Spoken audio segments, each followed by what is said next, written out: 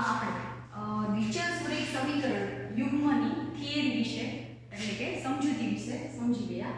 આજે આપણે દ્વિચલ સમીકરણ યુગ્મ સ્વાધ્યાય 3.1 દાખલા નંબર 1 થી શરૂઆત કરશું. હવે આ એક કુલ પ્રશ્ન છે. આપણે આગળના વિડિયોમાં જોયું હતું કે કુલ પ્રશ્ન હશે એમાં કોઈ પણ રાશિ હશે, દાખલા તરીકે પૈસા છે, રૂપિયા છે, અંકો છે, બે અંકોની સંખ્યા છે, ઉંમર છે.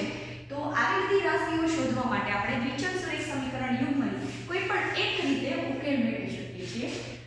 અહીંયા આપણને રકમમાં જે રીતે ઉકેલ મેળવવાનું કીધું હશે એ રીતે આપણે ઉકેલ અહીંયા દર્શાવશું. સૌપ્રથમ હું રકમ વાંચું છું. અહીંયા આપણે ઉંમરવાળો દાખલો છે, મતલબ ઉંમર શોધવાની છે. અહીંયા દાખલા નંબર 1 માં આફતાબ તેની દીકરીને કહે છે 7 વર્ષ પહેલા મારી ઉંમર તે વખતની તારી ઉંમર કરતા 7 ગણી હતી. હવે પછીના 3 વર્ષ પછી મારી ઉંમર તારી તે વખતની ઉંમર કરતા 3 ગણી હશે. આ પરિસ્થિતિને આપણે બેઝિક રીતે અને આલેખની રીતે દર્શાવવાની છે, ઉકેલ મેળવવાના નથી. તો હવે આપણે બેઝિક રીતે કઈ રીતે દર્શાવી શકીએ? તો કે સમીકરણ બનાવવાનું છે. આ પ્રશ્નનું સમીકરણ બનાવવાનું છે અને પછી એ સમીકરણની બંને રેખાઓ આલેખ ઉપર દર્શાવવાની છે. તો સૌપ્રથમ આપણે ઉંમરવાળા કોઈ પણ દાખલા ગણતા હોય ત્યારે હંમેશા ધ્યાન રાખવાનું સમીકરણ બનાવવું એટલે 7 ગણી છે, 3 ગણી છે. જોઈએ આપણે કઈ રીતે દાખલો થશે. સૌપ્રથમ તો આપણે શું કરવાનું તો કે આફતાબની ઉંમર ધારવાની છે. કોઈ પણ ઉંમરવાળા દાખલા હોય એમાં પહેલા અને પછીની ઉંમર જ્યારે શોધવી હોય ત્યારે પહેલા હાલની ઉંમર આપણે ધારવી પડે. તો આપણે પહેલા ઉંમર ધારી લઈશું. બે રાશિ ધારશું, આફતાબની ઉંમર પણ ધારશું અને તેની દીકરીની ઉંમર પણ ધારશું. તો સૌપ્રથમ આપણે ધારી લઈએ, ધારો કે આફતાબની હાલની ઉંમર ધારવાની છે બરાબર x વર્ષ છે. તે જ રીતે તેની દીકરીની હાલની ઉંમર તો એને ધારી લઈશું આપણે y વર્ષ. હવે આપણે બે ચલ ધારી લીધા છે. એ હાલની ઉંમર છે. હવે આપણે જોઈએ કે આપણને કન્ડિશન શું આવી છે. આ પરિસ્થિતિમાં આપણે કેવું સમીકરણ બનાવી શકીએ? તો કે આપણને એવું કીધું છે કે 7 વર્ષ પછી. હવે એક તો આપણને પહેલા એ ખબર હોય, સોરી 7 વર્ષ પહેલા આપણને એ ખબર હોવી જોઈએ કે પહેલા કરવું હોય તો શું કરવાનું અને પછી કરવું હોય તો શું કરવાનું. એક એક્ઝામ્પલ લઈએ કે આજે કદાચ મારી હાલમાં ઉંમર 30 વર્ષ છે. કોઈ મને એવો પ્રશ્ન પૂછે કે 2 વર્ષ પહેલા તમારી ઉંમર કેટલી હતી? તો હું શું જવાબ આપીશ? તો કે 30 માંથી 2 વર્ષ બાદ કરીશ અને જવાબ આપીશ 28.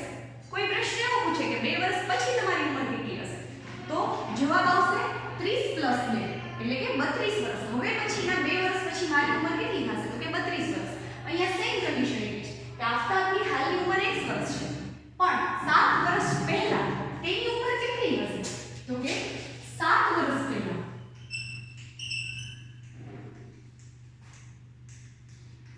આફતાબની ઉંમર બરાબર કેટલું થશે? તો કે x માંથી 7 વર્ષ બાદ કરતા હશે એટલે કે x - 7 વર્ષ. એ જ રીતે તેની દીકરીની ઉંમર કેટલી હશે? તો કે 7 વર્ષ પહેલા તેની દીકરીની ઉંમર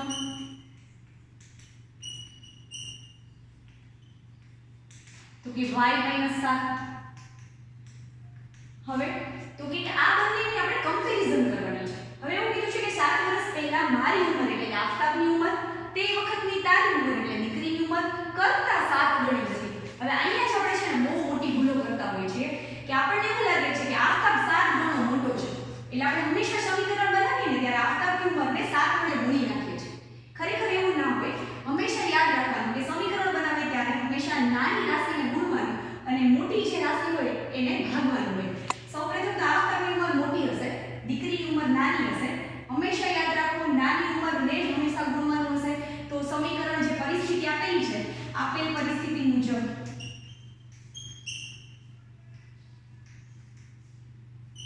સમીકરણ બનશે. શું સમીકરણ બનશે? તો કે આફતાબની ઉંમર કોના 7 ગણા કરીએ તો મળશે? તો કે દીકરીની ઉંમર જે છે એના કેટલા ગણા કરવાના છે? 7 ગણા. દીકરીની ઉંમરના 7 ગણા કરશું ત્યારે આપણને આફતાબની ઉંમર મળશે. સમીકરણ બની જશે આફતાબની 7 વર્ષ પહેલાની જે ઉંમર છે એ આપણે અહીંયા લેશું x - 7 7 ગુણ્યા છે તો આપણે કાઉન્સ પણ કરી શકીએ. અહીંયા દીકરીની ઉંમર છે y - 7 સાદુરૂપ આપીએ x - 7 બરાબર 7 ગુણ્યા y એટલે 7y અને 7 ગુણ્યા 7 એટલે 49. બધા પદોને આપણે બરાબરની આ બાજુએ લાવશું. x - 7 7y છે એ માઈનસ થઈ જશે, 49 છે એ પ્લસ થઈ જશે બરાબર 0.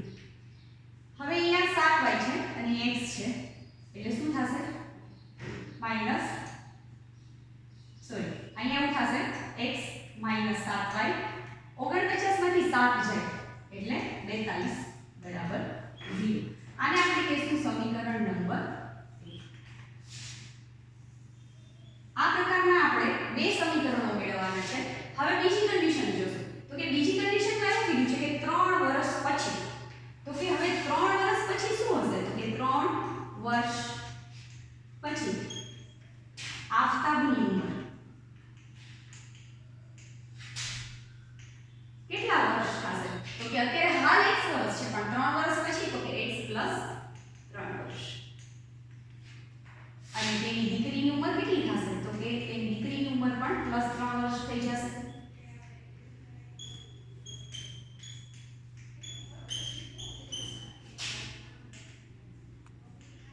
y + 3 વર્ષ.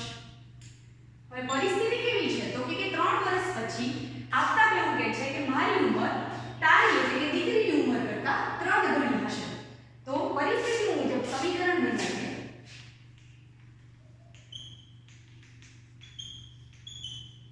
શું થશે તો કે આફતાબની ઉંમર બરાબર દીકરીની ઉંમર. પણ આફતાબ અને દીકરીની ઉંમર સરખી નહીં હોય. શું છે તો કે દીકરીની ઉંમરના 3 ગણા કરીએ ત્યારે આપણને આફતાબની ઉંમર મળે છે એટલે કે 3 ગુણ્યા દીકરીની ઉંમર. સમીકરણ બનશે x + 3 બરાબર 3 ગુણ્યા y + 3. સાદુરૂપ આપીએ x + 3 બરાબર 3 ગુણ્યા y એટલે 3y 3 ગુણ્યા 3 એટલે 9 પ્લસના પ્લસ બધા જ પદોને ડાબી બાજુએ લાવીએ. x + 3 - 3y -9 બરાબર 0. x - 3y 9 માંથી 3 જશે બંનેની વિરુદ્ધ નિશાની છે બાદબાકી થશે. 9 માંથી 3 જશે તો 6 મોટા પદની નિશાની એટલે માઈનસ બરાબર 0. આને કહીશું સમીકરણ નંબર 2. હવે આ જે બંને સમીકરણો મળ્યા છે એ આપણા બેઝિક રીતે મળેલા આ પરિસ્થિતિને બેઝિક રીતે દર્શાવેલા સમીકરણો છે.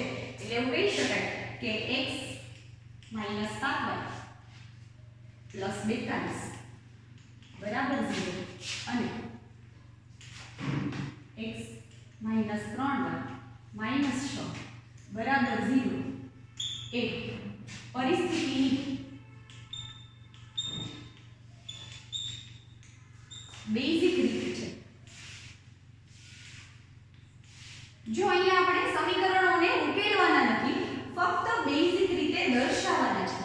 હવે આ બેઝિક રીત જે આપેલી છે એ બંને સમીકરણોનો ઉકેલ મેળવવાની બીજી 3 રીતો છે જ પણ આપણે સમીકરણનો ઉકેલ નથી મેળવવાનો. અહીંયાથી સ્ટોપ થઈ જવાનું છે. પણ હજુ આગળ આપણે એવું કીધું છે અને આલેખની રીતે પણ દર્શાવો. હવે આપણે આને આલેખની રીતે દર્શાવવાનું છે.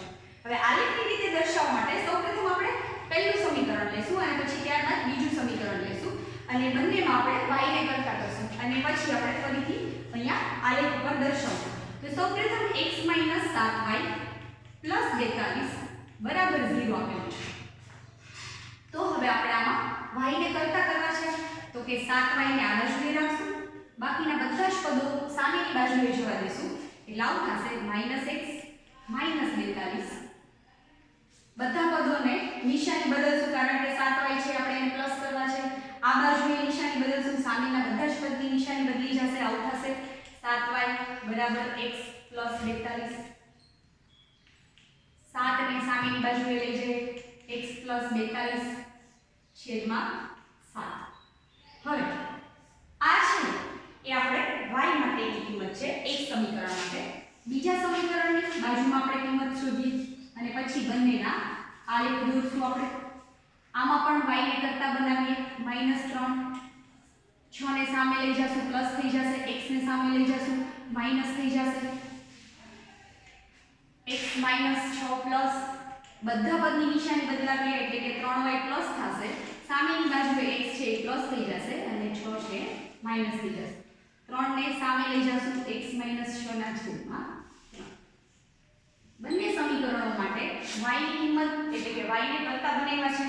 હવે આલેખ દોરવા માટે આપણે આ બંને y ની કિંમતનો ઉપયોગ કરીશું. y ની કિંમત મેળવવા માટે x ની અલગ અલગ કિંમતો મેળવશું આપણે.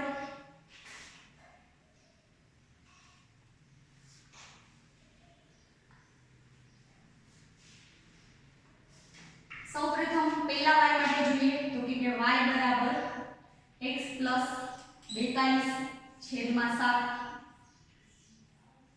હવે અહીંયા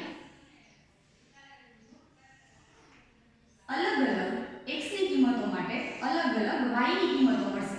દાખલા તરીકે આપણે x ની કિંમત આ એક સમજવું ખૂબ જ જરૂરી છે.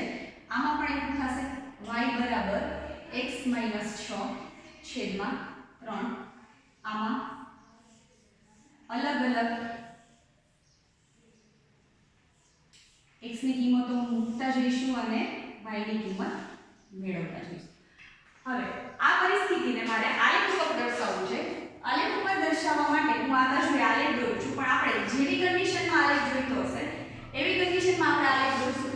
જે આપણને x આમ y આમ જે કંઈ જોઈતા હશે એ પ્રમાણે ઋણ સંખ્યા ધન સંખ્યા આવશે એ મુજબ આપણે આલેખ દોરીશું. સૌપ્રથમ પહેલા તો આપણે કઈ કિંમત મૂકવી x ની એ આપણને પ્રશ્ન રહે કે અહીંયા હું x ની કઈ કિંમત મૂકું તો મને y ની અલગ અલગ કિંમતો મળશે. તો કે x ની ઘણી બધી કિંમતો મૂકી શકાય, કાંઈ પણ મૂકી શકાય, એમાં તમે કોઈ પણ કિંમત મૂકીને y ની કિંમત મેળવી શકો.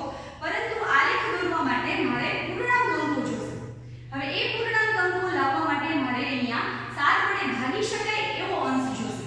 હવે ઓલરેડી જો અહીંયા x કાઢી નાખું ને તો અહીંયા 42 ભાગ્યા 7 6 7 ને 42, તો હું આ 42 ને 7 વડે ભાગી શકું છું. તો હું અહીંયા x ની કઈ કિંમત મૂકું તો જેથી કરીને હું 7 ને ભાગી શકું? હું બે સંખ્યા લઈ શકું અને બે થી વધારે સંખ્યાઓ પણ લઈ શકું. આપણને આલેખ દોરવા માટે જેટલી કિંમતો જોઈતી હોય એટલી આપણે અહીંયા લઈ શકીએ. સૌપ્રથમ હું અહીંયા x ની જગ્યાએ જો 0 મૂકી દઉં તો અહીંયા 0 + 42 એટલે 42 થશે. 42 ભાગ્યા 7 એટલે શું આવશે? 6 7 અને 42 એટલે અંશમાં આવશે 6. તો હું જ્યારે x ની કિંમત 0 મૂકું છું ત્યારે મને y ની કિંમત સાદુરૂપ આપતા મળે છે 6. હવે તો કે હું 7 ના ઘડિયામાં આવતી કોઈ પણ કિંમત અહીંયા મૂકીશ ને તો હું આ બધા પદને 7 વડે ભાગી શકીશ. દાખલા તરીકે જો હું અહીંયા x ની જગ્યાએ 7 મૂકું છું તો 42 + 7 49 થશે. 49 ને પણ 7 વડે ભાગી શકાય. જો હું અહીંયા 14 મૂકું છું તો અહીંયા જવાબ આવશે 14 મૂકું છું એટલે અહીંયા જવાબ આવશે 4 ને 2 8 અને 58 આવે છે. પછી જો હું અહીંયા 21 મૂકું છું, હું અહીંયા 28 મૂકું છું, કોઈ પણ કિંમત મૂકી શકાય. પણ આપણે અહીંયા દૂર દૂરની કિંમતો મૂકશું. દૂર દૂરની કિંમતો એટલે મૂકશું કે જેથી કરીને આપણી જે રેખા છે એ બંને ક્યાં છેદે છે આપણને ખબર પડે. હવે હું અહીંયા ફોર એક્ઝામ્પલ 21 મૂકું છું તો 21 + 42 કરું છું તો 63 આવે છે. 63 ને હું 7 વડે ભાગું તો શું આવશે? 9. હવે હું અહીંયા કાંઈ પણ કિંમત મૂકવા માટે પહેલા આપણે 21 મૂકી જોઈએ. 21 + 42 એટલે 63 આવે છે. 9 + 63. એનાથી પણ આગળ જઈએ 21 થી પણ વધારે મૂકી શકાય તો કે બીજું શું મૂકી શકાય? 28 મૂકી શકાય, 35 મૂકી શકાય. 35 મૂકી આપણે. જો અહીંયા 35 મૂકું 35 મૂકું ને તો 77 જવાબ આવશે. 77 ભાગ્યા 7 એટલે શું આવશે? 11. હવે આ જે છે એને અને આને બંનેને આપણે આલેખ ઉપર દર્શાવવું છે, પણ પહેલા આપણે આનું જોઈ લઈએ. હવે તો કે x ની અલગ અલગ કિંમતો માટે આપણને y ની અલગ અલગ કિંમતો મળશે. અહીંયા આપણે એક વસ્તુનું ધ્યાન રાખવાનું છે, કોઈ પણ કિંમત મૂકી શકાય, કોઈ પણ. પણ આપણે અહીંયા એવી કિંમતો મૂકવાની છે કે જેના દ્વારા આપણે અંશને 3 વડે નિશેષ ભાગી શકીએ. હવે અહીંયા જો સૌપ્રથમ તો આની જેમ જ જોઈ લઈએ. 6 ઓલરેડી 3 વડે ભાજ્ય જ છે એટલે આપણે અહીંયા 0 ની અહીંયા x ની જગ્યાએ 0 મૂકી દઈએ. દાખલા તરીકે જો હું x ની કિંમત 0 લઉં છું, અહીંયા 0 મૂકું છું તો 6 ના 6 જ રહેશે. પણ કેવા 6 રહેશે? -6. -6 ભાગ્યા 3 કરશું એટલે જવાબ આવશે -2. હવે તો કે જેમ આપણે આમાં વાત કરીએ થોડીક દૂર દૂરની સંખ્યાઓ લેશું તો કે જ્યારે મેં 0 મૂક્યું છે એના સિવાયની કોઈ પણ સંખ્યા લઈને ભાગી શકું એવી સંખ્યાઓ લેવાની છે। જો હું અહીંયા 6 લઈ શકું, 6 - 6 એટલે 0, 0 ભાગ્યા 3 એટલે 0 જ થશે, પણ હું એનાથી પણ આગળની સંખ્યા લઉં છું। દાખલા તરીકે હું 12 લઉં છું, તો હું અહીંયા 12 લઈશ તો 12 માંથી 6 છે તો 6, 6 ભાગ્યા 3 તો કેટલા આવશે? તો કે 6 ને 3 વડે ભાગીએ તો 2 આવે। હજુ થોડીક આગળની સંખ્યાઓ લે, કેટલી આગળની સંખ્યાઓ? તો કે થોડીક આને રિલેટેડ હોય એવી સંખ્યાઓ લે। અહીંયા 35 અબાઉટ છે તો આપણે અહીંયા સમથિંગ 30 ની આડે જે સંખ્યાઓ આવતી હોય એ લઈ શકાય। જો હું અહીંયા કદાચ અંકે 30 મૂકું છું, જો કાંઈ પણ મૂકી શકાય, 3 ના ઘડિયામાં આવતી કોઈ પણ સંખ્યાઓ હું અહીંયા મૂકીશ, જવાબ આવશે। પણ હું અહીંયા ફોર એક્ઝામ્પલ 30 મૂકું છું તો 30 માંથી 6 જશે તો 24, અને 24 ને 3 વડે ભાગીએ તો 8 તેરી ને 24 એટલે અહીંયા જવાબ આવશે 8। હવે આ બંને અંકો જોઈ લેવાના છે અને પછી આપણે એને ગ્રાફ ઉપર દર્શાવવાના છે। ગ્રાફ દોરતા પહેલા એક વસ્તુનું ધ્યાન રાખવાનું છે કે અહીંયા -2 છે, મતલબ y છે એ થોડોક નીચે સુધી વિસ્તરેલો હોય એ રીતે આપણે દોરવું પડશે, કારણ કે y ના મારે ઋણયામ પણ જોઈએ છે। x માં ઋણયામ નથી તો હું x માં ઋણયામ ના લખું તો પણ ચાલશે। અહીંયા છે y, y dash, x dash, x, હવે અહીંયા છે 0। જોઈએ આપણે જ્યાં સુધી જરૂર હશે ત્યાં સુધીના જ અંકો લેશું। મોટામાં મોટો અંક 35 છે એક્સિયમ ઉપર, એટલે આપણે 35 સુધી જો 1 2 3 4 લખશું તો સમાસની, અને અહીંયા મોટામાં મોટો યામ છે 11, અહીંયા 1 2 3 4 5 6 7 કરીને આપણે સમાઈ શકીએ, પણ અહીંયા આપણે કેવા અંકો લેશું? તો કે 5 10 15 20 25 30 35 40 45। હવે તો કે y આમ છે એ ઋણ પણ છે તો આપણે એ અંકો પણ લઈ લઈએ। પહેલા ઉપરના અંકો લઈએ, 1 2 3 4 5 6 7 8 9 10 11 અને થોડુંક એક અંક વધારે લઈ લઈએ, 12। હવે તો કે નીચે આપણે y આમ ઋણ છે એટલે ઋણ પણ અહીંયા લેવા પડશે, એટલે -1 -2 -3 અને આનાથી વધારે યામની જરૂર નથી। હવે તો કે સૌપ્રથમ આના માટે આપણે એક રેખા દોરીશું। જ્યારે મારો x યામ 0 છે ત્યારે મારો y યામ 6 છે, તો જેને યામ બિંદુ દર્શાવતા નથી આવડતા એ ખાસ જોશે। x યામ ઉપર હું 0 ઉપર આંગળી રાખું છું અને y યામ ઉપર હું 6 ઉપર આંગળી રાખું છું, એટલે મારું બિંદુ અહીંયા આવશે, એટલે કે આ 0 6 આ પહેલું બિંદુ છે। પછી તો કે બીજું બિંદુ 21 x યામ અને y યામ છે 9, તો કે 21 અને 9 તો 21 મતલબ અહીંયા સમથિંગ અબાઉટ આવતું હશે, અને 9 એટલે અહીંયા એ બંને જ્યાં ભેગા થશે ત્યાં આ આશરે થોડીક રેખા આવશે, કારણ કે જો તમે આલેખ પત્ર પર દોરો છો તો તમને એકદમ પ્રોપર આલેખ મળશે। અહીંયા દોરેલો આલેખ છે એ થોડોક તમને જે પોઈન્ટ છે એ તમને અનિશ્ચિત જેવા દેખાશે।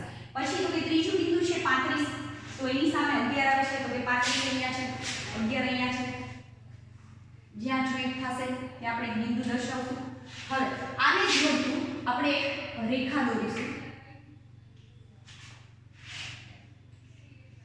તમારે એક્ઝેક્ટ સીધી જ રેખા આવશે।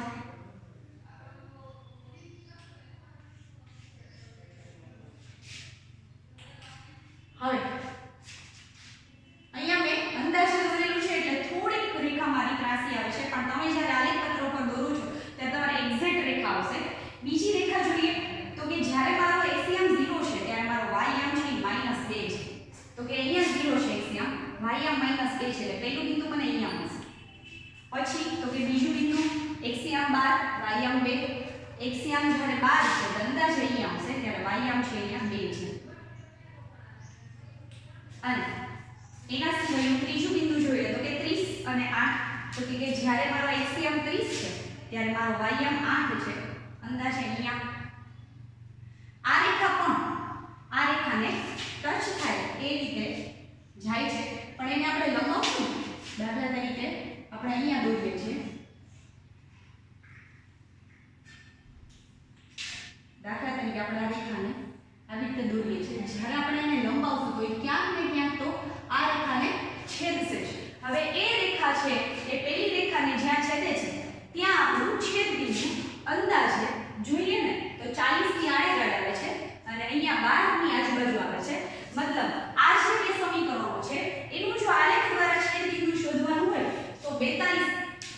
પાસે એક્સિયમ છે એનો 42 સમથિંગ આવે છે અને એનો વાયમ છે જ્યાં છેદે છે આ બંને રેખા અહીંયા છેદશે જ્યાં છેદે છે ત્યાં એના બિંદુ આવે છે 42 અને 12 હવે આ બિંદુ છે એનું છેદ બિંદુ છે તો જ્યારે આપણે આલેખ દ્વારા ઉકેલ મેળવવાનો ત્યારે હું કહી શકીએ કે આ બંને જે સમીકરણો છે એનો ઉકેલ છે એ 42 12 છે કારણ કે એનું એક્સિયમ 42 છે અને વાયમ છે 12 છે પણ અહીંયા આપણે ઉકેલ મેળવવાનો નથી ફક્ત ને ફક્ત આપેલા બે સમીકરણને આલેખ ઉપર દર્શાવવાના છે ગ્રાફ આપણને જોઈએ તો 10મા ધોરણમાં પૂછાતા નથી પણ છતાંય આપણે એનો અભ્યાસ કરીશું કે જેથી કરીને આપણને આ આખો કોન્સેપ્ટ છે ક્લિયર થાય આજે આપણે અહીંયા દાખલા નંબર 1 જોયો હવે પછીના આપણે વિડિયોઝમાં દાખલા નંબર 2 જોઈશું આના માટે તમને કઈ ક્વેરી હોય દાખલા વિશે અથવા સમજૂતી વિશે તો હું મારા નંબર છે WhatsApp માં સેન્ડ કરીશ તમે એની ટાઈમ મને WhatsApp માં રિપ્લાય આપી શકો છો કે આમાં તમને કંઈ પણ ક્વેરી છે તો હું તમને આન્સર આપીશ અને છતાંય તમને જો ન સમજે તો